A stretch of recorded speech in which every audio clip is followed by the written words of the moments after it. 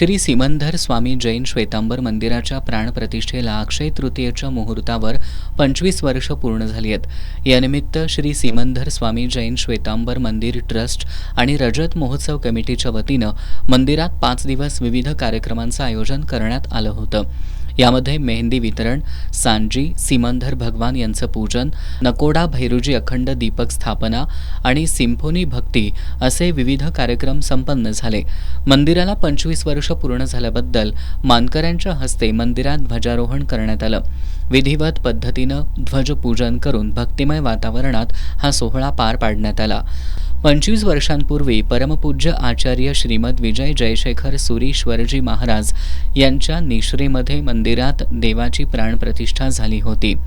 आज पुन्हा 25 वर्षांनंतर त्यांचे शिष्य परमपूज्य आचार्य श्रीमद विजय अभयशेखर सुरीश्वरजी महाराज यांच्या निश्रेमध्ये मंदिरातील विविध कार्यक्रम संपन्न झाले।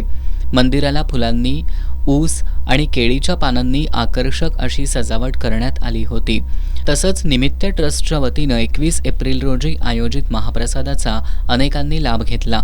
या कार्यक्रमाला कोल्हापूर महानगरपालिकेचे परिवहन विभाग, शिरोली ग्रामपंचायतीनं सहकार्य केल्याबद्दल ट्रस्टच्या वतीनं आभार व्यक्त करण्यात आलेत।